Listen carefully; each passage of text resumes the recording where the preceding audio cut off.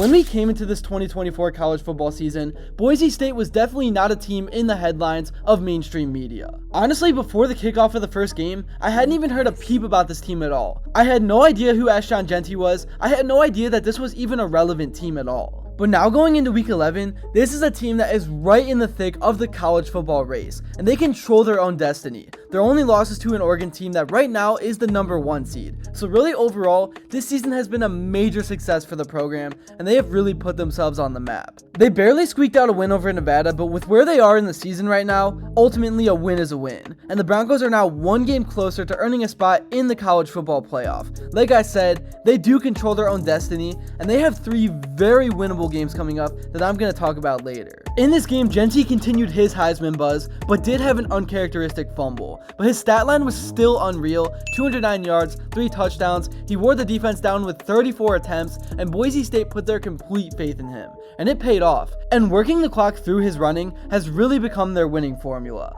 It's just the constant punches that he throws, all that bouncing off tackles. It really can mess with a defense mentally. In this video, I'm going to talk all about Jeanty because I still feel like he doesn't get enough love, and I'm also going to talk about their win over Nevada and also what's upcoming with the final 3 games of the year and what they need to do to set themselves up in the best position for the playoffs, because I do think they have enough talent to potentially make a major upset on the big stage. But before I begin, I would really appreciate it if you would drop a like and subscribe. It only takes 5 seconds, plus you can always change your mind. And your support really does help this video get pushed out to more people. We are now on the road to 40,000 subscribers, and with your guys' help, I think we can get there super fast. So yeah, Ashton Jeanty really has taken the college football world by storm this year. Obviously, he is just a beast with the ball. He reminds me a lot of Marshawn Lynch with that ability to turn it on and become beast mode, but the real reason he's become so famous is he's just standing there, menacingly.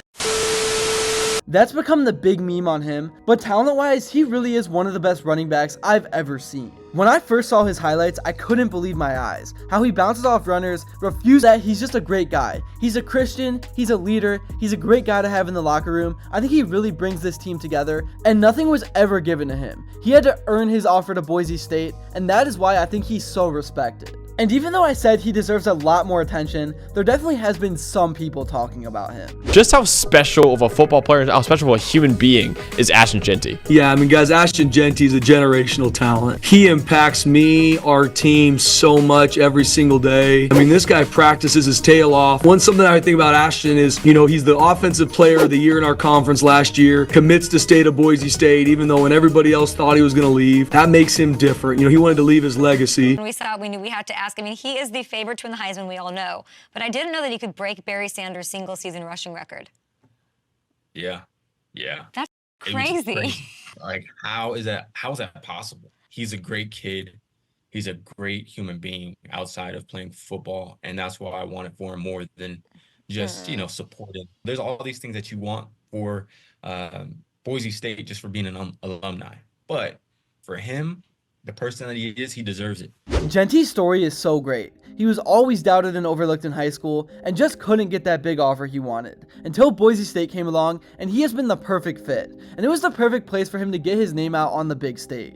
And he is putting up record-setting numbers and really is on the Heisman watch, whether people want to admit it or not. Through 9 games, he has over 1,500 yards with 20 touchdowns. Those stats are better than Barry Sanders. They're better than what anyone has ever been able to do at the Power 5 level. And Jeanty has not only put Boise State on the map, but they now have a legitimate shot to make the college football playoffs. As I've said a million times, nobody expected or was talking anything about Boise State before the season started. They were off of everyone's radars, but with the new college football format coming into play where 12 teams would get in, they really had a friendly schedule to take advantage of. Oregon was their tough game, but outside of that, they had 11 games on the schedule they could win, and that's what they've done. They've took care of business. And I feel like that schedule is the main reason people are so skeptical on actually giving Jeanty the Heisman, because Boise State really hasn't played too many good teams. But wait, they did play Oregon, and let's just check in on how he did in that game. Yeah, he had 192 yards with 3 touchdowns with an average of 7.7 yards per carry, so that argument goes completely out the window.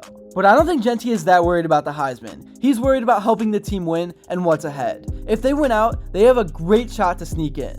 Quarterback Maddox Madsen spoke about fans who are doubting Boise State's playoff run and Jeanty's chances of actually winning Heisman. He explained that he is used to people counting him out, and Boise State itself knows how good the team is this season. Personally, I've been doubted my whole life, and so I don't find it very impacting on me. But I know everyone in this building knows how good we really are, and then you talk about everyone knows how good Jeanty is, there is no reason to kinda doubt us anymore, I guess. Those were his direct words. Madsen really isn't worried about the attention and the awards though. He's a team guy and just wants to win. He was also talking about how the team can still improve this season, and he talked about all the growth that still has to be done. Last season, the Broncos went 8-5, so this season has already been so much of an improvement and just so much of a culture shift. But a big part of that is of course having a talent like Jeanty burst onto the scene. But really the success of this season isn't all on his shoulders. Sure, he's been breaking tackles, he's been the most explosive back in all of college football, but the offensive line has really opened up holes for him. And the offensive coordinator and Dirk Cutter has really done a good job of keeping opposing defenses guessing. Yes,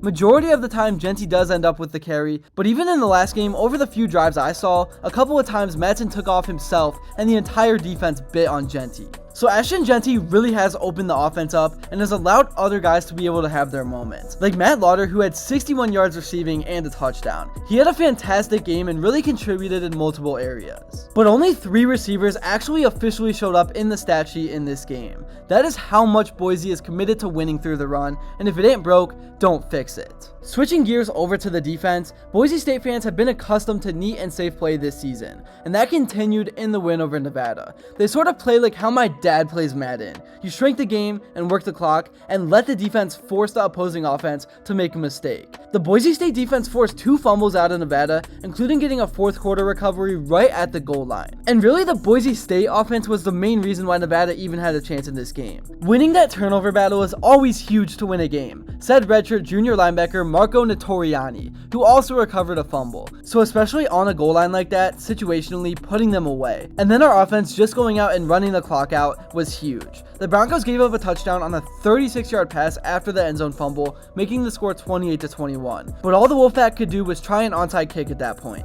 Boise State recovered, and Jeanty picked up a pair of big first downs to set up victory formation. Looking ahead to the upcoming schedule and the final 3 games of the year, Boise State will play San Jose State, Wyoming, and Oregon State. Those definitely are games on paper that you should win, but you still have to go out and play. You gotta prepare and do things right. But handling business would set them up in the Mountain West Championship game, so they really do control their own destiny. And if they do actually make it to the playoffs, I really think they have a chance to pull off an upset, because I have not been impressed with what I've seen from the top seeds. If Boise State can shrink the game, force an opponent to make a mistake, SEC schools especially love to be aggressive, then Boise can capitalize off that. And Jeanty could be the ultimate workhorse. Him with the adrenaline of a playoff game would go crazy. And I just can't wait to see what he can do on the biggest stage. So hopefully they get there. But yeah, either way, it's been a hell of a season for Boise. They put themselves on the map and they really chose the right year to do it. That's really all I got for this video. Thank you all so much if you made it to this point, and if you enjoyed it and haven't yet, please be sure to drop a like and subscribe, because your support truly does mean the world. And also, let me know what you would like to see next, and until then, I will see you all later.